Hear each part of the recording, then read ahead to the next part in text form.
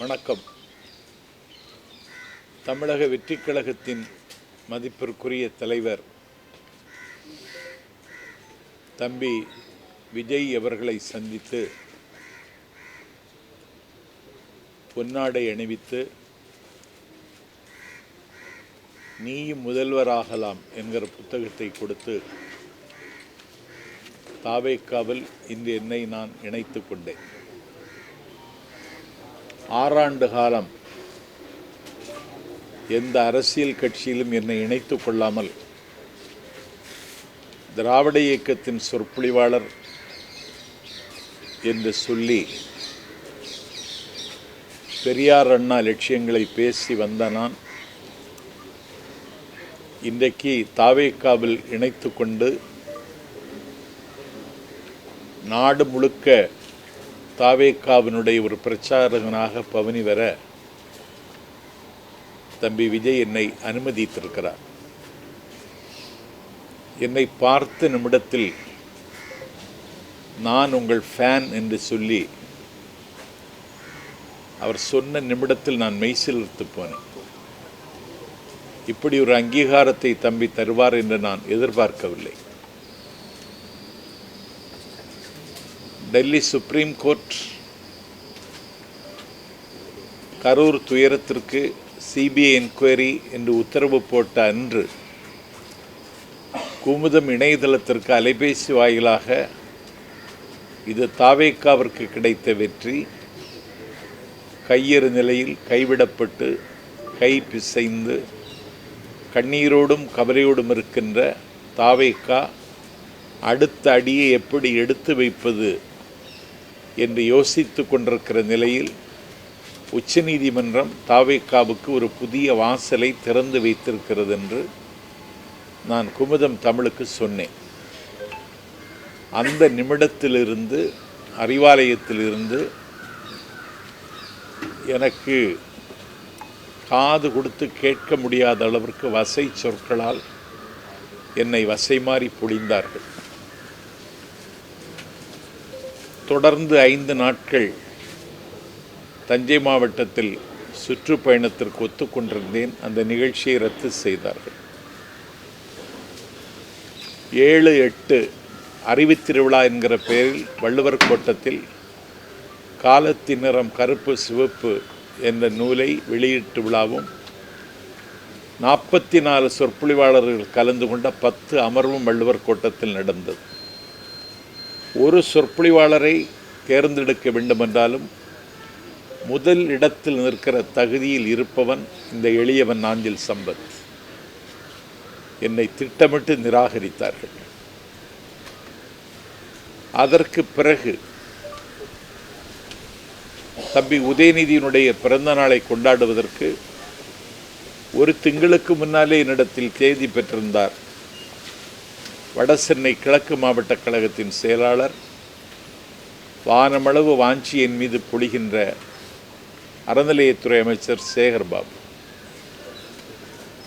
அந்த நிகழ்வில் கடந்த 28ஆம் தேதி கொரட்டூரில் வந்து நான் பேசினேன். அந்த நிகழ்வில் அண்ணன் ஜெகத் ரட்சகன், இயக்குனர் கரு பழனியப்பன், திராவிடர் கழகத்தினுடைய துணை பொதுச்செயலர் மதிவதினி ஆகியோர் கலந்து கொண்டார்கள். அந்த நிகழ்விலேயே கரு பழனியப்பன் என்னை நக்கல் செய்தார், நையாண்டி புரிந்தார்.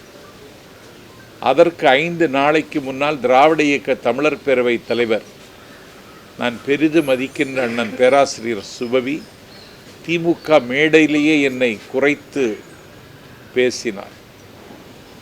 நான் மனதளவில் உடைந்து போனேன். ஏன் இப்படி வசைப்படுகிறார்கள்? நான் அவர்களிடத்தில் ஒன்றும் கேட்கவில்லை. கேட்டாலும் ஒரு சைக்கிள் கூட தரமாட்டார்கள். எந்த பரிந்துரைக்கும் நான் அவர்களிடத்திலே போய் நிற்பதும் இல்லை. ஏதோ 4 கூட்டங்கள் பேசி என்னுடைய நாட்களை நகர்த்தலாம் என்று பார்த்தால் என்னுடைய வயிற்றில் அடிப்பது மாதிரி என்னுடைய நிகழ்ச்சிகளை ரத்து செய்தது எனக்கு மிகுந்த வலியை தந்தது. தந்தி டிவி மக்கள் மன்றத்தில் விஜய் சரியான திசையில் பயணிக்கிறாரா என்ற ஒரு தலைப்பில் பேசுவதற்கு என்னை அழைத்த பொழுது விஜய் சரியான திசையில் பயணிக்கிறார் என்று மக்கள் மன்றத்தில் நான் உரையாற்றினேன். அந்த நாளிலிருந்து எனக்கு நெருக்கடியும் வசையும் மிரட்டலும் அதிகமாகவே வந்து கொண்டிருந்தது. இதை நாடு பார்த்து கொண்டிருக்கிறது.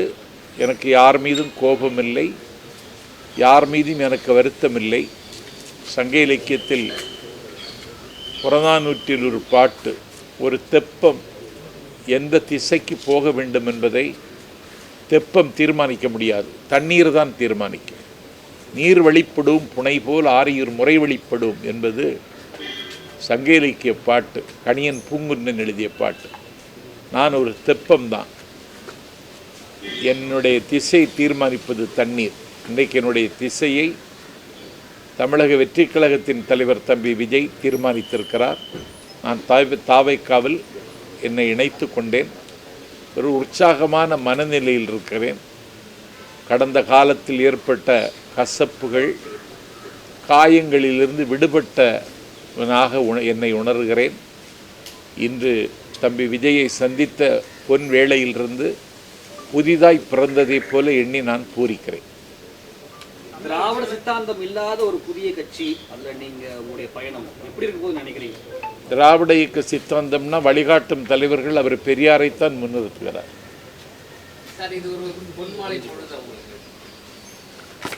அதை விட அதிகமாக ஏதாவது இருக்கா? அப்படி ஒரு பொழுது. ஏன்னா அவர் பெரியாரைத்தான் முன்னிறுத்துகிறார். பெரியாருக்கு காவி உடுத்தி, காவி சாயம் பூசி, பெரியாரை பேசக்கூடாதென்று சங்கிகள் அரசியல் அதிகாரத்தோடு தமிழ்நாட்டில் அழிச்சாட்டியம் செய்கிற காலத்தில் புதிதாக தொடங்கிய ஒரு அமைப்பிற்கு வழிகாட்டும் தலைவர், கொள்கை தலைவர் என்று பெரியாரை தம்பி விஜய் முன்னிறுத்தினார்.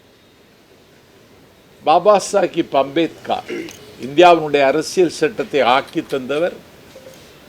அவர் பட்ட பாடுகளும் அவர் சுமந்த சிலுவைகளும் சொல்லி மாள முடியாது. அவரையும் கொள்கை தலைவராக ஏற்றுக்கொண்டார். அதை தாண்டி எனக்கு ரொம்ப மகிழ்ச்சி, பெருந்தலைவர் காமராஜர் அவர்களை குலக்கல்வி திட்டத்தை சக்கரவர்த்தி ராஜகோபாலாச்சாரி கொண்டு வந்த பொழுது 6000 பள்ளிகளை அன்னை தமிழகத்தில் திறந்து 9 ஆண்டு காலம் இந்தியாவின் விடுதலைக்காக சிறையிருந்து 9 ஆண்டு காலம் தமிழ்நாட்டின் முதலமைச்சராக இருந்து த காமராஜ் பிளான், நேரு ஒப்புக்கொண்ட அந்த பிளானை தந்த, இந்தியாவில் 2 பிரதமர்களை தீர்மானித்த கிங் மேக்கர் காமராஜரையும் கொள்கை தலைவராக ஏற்றுக்கொண்டார். கை குழந்தையோடு விடுதலை போராட்டத்தில் கராகரத்துக்கு சென்ற அஞ்சலை அம்மாளையும், இந்தியாவினுடைய விடுதலை போரில் முத்துவிடகநாதர் என்கிற தன்னுடைய மணாளன், சிவகங்கை சீமையின் மன்னன், காளையார் கோவில் என்கிற கானப்பேல் சிவன் கோவிலில் பட்ட பகலில் கொல்லப்பட்ட பொழுது மாலை சூட்டிய மணாளன் இறந்து விட்டான் என்ற ஈர செய்தி கேட்டு கோவிலுக்கு நேராக சென்று கொல்லப்பட்டு கிடக்கிற முத்துவிடகநாதர் என்கிற மணாளனுடைய அந்த இரத்தத்தை நெற்றியில் பூசி விருப்பாட்சி வரைக்கும் நடந்தார் வேலு நாச்சியார். அன்றைக்கு ஹைதர் அலி 4000 போர் வீரர்களை கொடுத்து விருப்பாட்சியிலிருந்து சிவகங்கை வந்து வெள்ளை ஏகாதிபத்தியத்தினுடைய 6 கால்களை வெட்டி சாய்த்து சிவகங்கை மீட்ட வேலு நாச்சியாரையும் அவர் கொள்கை தலைவராக ஏற்றுக்கொண்டிருக்கிறார். இப்பொழுது அவர் பிரச்சாரம் என்று சொல்லி வீதிக்கு வருகிற பொழுது 1967 நிலத்திமிங்கலங்கள், பண்ணை பிரபுக்கள், ஆலையரசர்கள் கையில் இருந்த காங்கிரஸ் ஆட்சிக்கு முடிவு எழுதிய அறிஞர் அண்ணாவையும் 1977 ஆட்சி மாற்றத்திற்கு அகரம் எழுதிய மக்கள் திலகம் எம்ஜிஆரையும் அவர் அடையாளப்படுத்துகிறார். ஆகவே தமிழ்நாட்டில் என்னை பொறுத்தவரையில் பேசுவதற்கு நிறைய செய்திகள் இருக்கிறது. இனிமேல் பரபரப்பாக இருக்கு. விஜய் என்ன செய்வார் என்ற நம்பிக்கையில நீங்க திராவிட மேடைகளில் உங்களுக்கு ஏற்பட்ட புறக்கணிப்பு, அவமதிப்பு தான் காரணமா, இல்ல விஜயை பத்தி நீங்க பேசுறது பிற்பாடு இந்த அவமதிப்பு ஏற்படுது? இல்ல, நான் 6 வருஷம் எந்த கட்சியிலையும் சேராம தான் இங்க வந்தேன்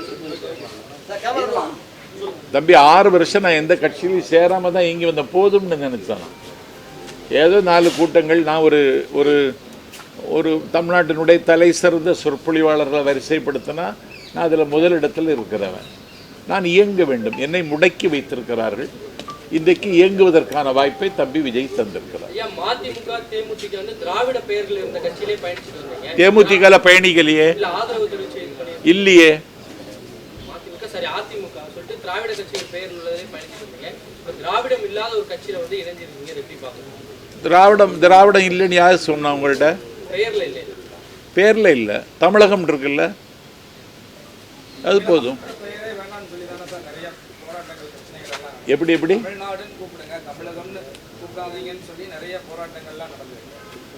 அவர் கட்சிக்கு தமிழக வெற்றி கழகம்னு பேர் வச்சிருக்காரு. தமிழ்நாட்டில் ஒரு குழப்பம் இருக்கு, திராவிட தேசியம் வேறு தமிழ் தேசியம் வேறுன்னு. அதெல்லாம் கிடையாது. தமிழ் தேசியமும் திராவிட தேசியமும் ஒன்று தான். திராவிட இயக்கத்தினுடைய நீட்சியாகத்தான் நான் தம்பி விஜயை பார்க்கிறேன்.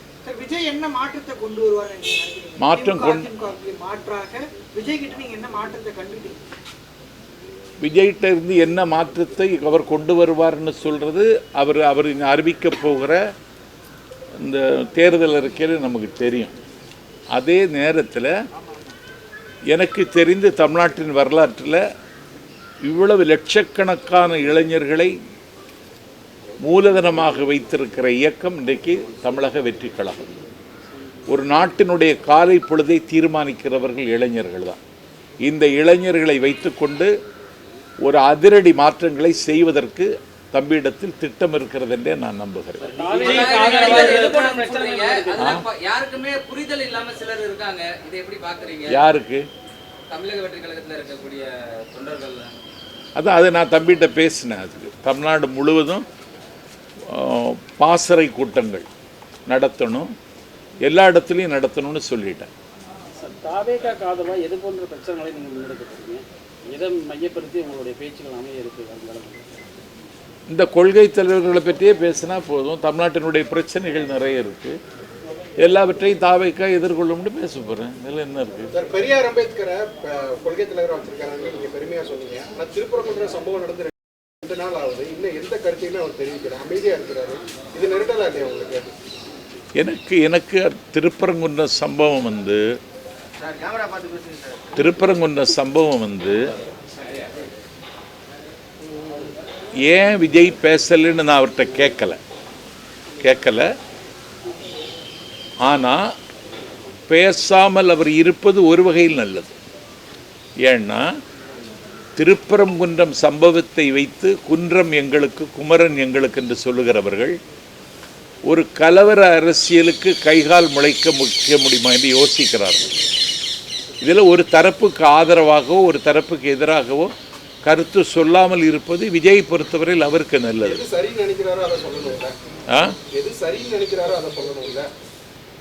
எது சரி, அமைதியாக இருப்பது ஒரு வகையில் நல்லதுன்னு நான் நினைக்கிறேன். ஆமாம், இல்லை கொள்கை எதிரின்னு அவர் சொல்லிட்டாரு. அதில் அவர் காம்ப்ரமைஸ் ஒன்றும் ஆகுதுன்னு மாதிரி நான் நினைக்கல. நான் அவர்கிட்ட கேட்டேன், நீங்கள் பிஜேபிக்கு கூட ஒரு இணக்கமான போக்கு இருப்பதாக சொல்லுகிறார்கள்னு. அப்படி ஒன்றும் இல்லை. அதிகாரத்தில் இருக்கிற கட்சி தேர்தல் இங்கே நடக்க போகுது, அதனால் இதை கூர்மையாக விமர்சிக்கிறேன். அதற்கு நேரம் வரும்பொழுது பார்த்து கொள்ளலாம். சார், கடந்த மாதம் வந்து திராவிட வெற்றி கழகத்தில் வந்து தொடக்க கால கவுண்டர்கிட்ட தொடங்கி வச்சிங்க. இப்போ இங்கே வந்து ஜாயின் பண்ணியிருக்கீங்க, அங்கேயே சேர்ந்துருக்கலாம்ல நீங்கள்?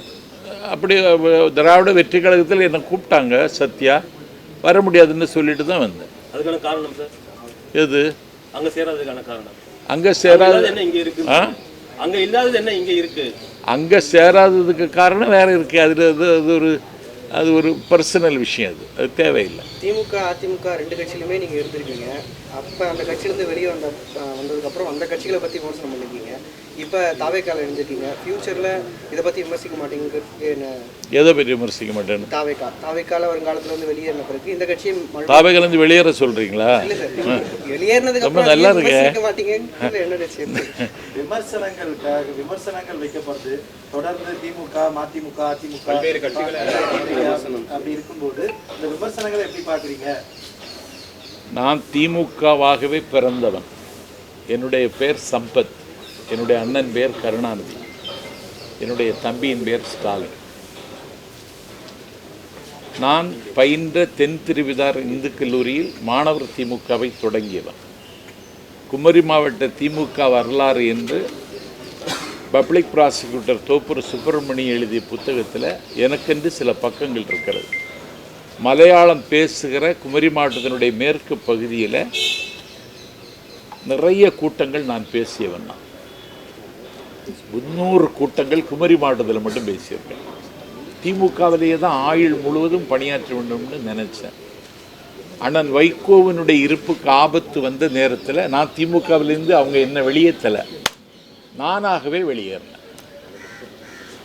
அண்ணன் வைகோவின் தலைமையேற்று 19 ஆண்டு காலம் பணியாற்றினேன்.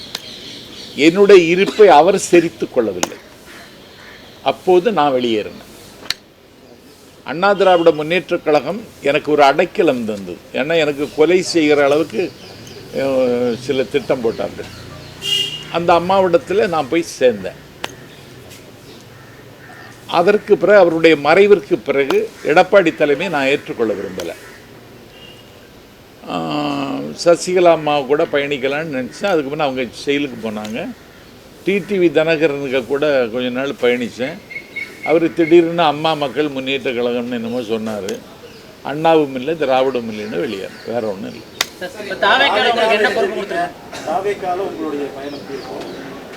என்ன பொறுப்பு நான் பிரச்சாரம் செய்யணும், எனக்கு வேற ஒன்றும் இல்லை. என்னுடைய பயணத்தை நான் பிரச்சாரம் செய்தே வாழ்ந்தவன். அந்த வாய்ப்பு எனக்கு தரணும்னு தம்பிகிட்ட கேட்டேன். சரி, இப்போ மதிமுக திமுக அப்படின்னு சொல்லி கட்சி மாறிக்கிட்டே இருக்கீங்க. நான் மாறலையே, அதுதானே இப்போ சொல்லிட்டு இருந்தேன் மாறலைன்னு. நான் கட்சி மாறல தம்பி. அதான் இன்னைக்கு இணைந்திருக்கேன்னு சொன்னேன். 6 வருடத்துக்கு பிறகு ஒரு கட்சியில் இணைந்திருக்கேன்னு சொன்னேன். அடுத்தடுத்து மாறிக்கிட்டே வர்றது தானே நம்ம எடுத்துக்கிற முடியும். இது இணைந்தது அப்படின்னு எப்படி எடுத்துக்கிறது? இணைந்தது தான், மாறலையே. எப்படி எடுத்துக்கிறதுன்னு எங்களுக்கு புரியல. நான் இன்னைக்கு தாவேக்காவில் இணைந்திருக்கிறேன். கட்சி மாறலன்னு சொல்றீங்க? மாறலையே. 6 வருட காலமாக எந்த கட்சியிலும் இல்லாதனா இன்னைக்கு சேர்ந்திருக்கேன். ஆரிய எதிர்ப்பு சனாதன எதிர்ப்பு பண்ற அளவுக்கு தாவேகாவுக்கிட்டையும் விஜய்கிட்டையும் வல்லமை இருக்குன்னு நினைப்பீங்களா? ஏன்னா 70 ஆண்டு கால வரலாறு திராவிட வரலாறு தெரிஞ்சவர் நீங்க. ஆமா, புதுசா ஒரு கட்சி தொடங்கிய ஒரு நடிகர் விஜய், அவருக்கு வந்துட்டு பாஜக மாதிரி ஒரு சனாதன எதிர்ப்பு மாதிரி சித்தாந்தங்கள்லாம் எதிர்க்க நினைக்கிறீங்களா? எனக்கு தெரிஞ்சு ஒரே நேரத்தில் 2 பவர் செக்டர் ஸ்டேட் அண்ட் சென்ட்ரலில் அவர் கேள்வி கேட்கிறார். கொள்கை எதிரின்னு டெல்லி எஜமானர்களையும் அரசியல் எதிரின்னு தமிழ்நாட்டில் அதிகாரத்தில் இருக்கிற திமுகவையும் ஒரே நேரத்தில் எதிர்க்கிறார். இந்த துணிச்சலே நான் பாராட்டுறேன். எதிர்க்கிறாரு, ஆனால் கேள்வி கேட்கறது இல்லையே, மௌனம் காக்குறாரு நிறைய விஷயத்தில். ஏன் கேட்குறாருன்னு அவர்கிட்ட கேட்கணும், நீங்கள் என்கிட்ட கேட்கக்கூடாது. நான் இன்னைக்கு தானே சேர்ந்துருக்கேன். கேட்டு சொல்லுங்கள். பல்வேறு விமர்சனங்கள் இருக்குது. கொள்கையில் என்னன்னு தெளிவு பெறல அப்படிங்கிற மாதிரி விமர்சனம். சாதி ஆணவ படுகொலை குறித்து ஒரு சரியான பார்வை அவங்களுக்கு இல்லை அப்படின்னு சொல்லி விஜய் அது கண்டித்தும் அறிக்கை விடல. அதை எப்படி பார்க்குறீங்க? இத்தனை ஆண்டு காலம் திராவிட இயக்கத்தில் வந்து பயணிச்சிருக்கீங்க. சாதி ஆணவ படுகொலை நியாயப்படுத்தி இருக்காரா விஜய்? இல்லை, பேசாதும் மௌனம் எப்படி இருக்குது? இல்லையே, அப்படியெல்லாம் ஒன்றும் இல்லையே. கவின் படுகொலை கண்டித்து பேசல, அமைதியா இருக்கிறது சரின்னு சொல்றீங்க. தவறை சுட்டி காமிக்காம அமைதியா இருக்கிறத சரின்னு எப்படி சொல்றாங்க? எப்படி எடுத்துக்கலாம்? தவறு அவர் சுட்டி காட்டணும்னு தான் சொல்றேன். இல்ல, சுட்டி காமிக்கல கடந்த காலங்கள்ல, அதை எப்படி பாக்குறீங்க?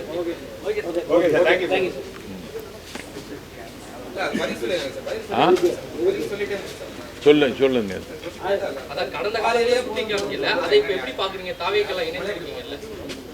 தாவேக்காவில் நான் இன்னைக்கு தான் இணைந்திருக்கேன். முதல் இரவே இன்னும் வரல. அதுக்கு முன்னே இப்படியெல்லாம் கேள்வி கேட்காதீங்க.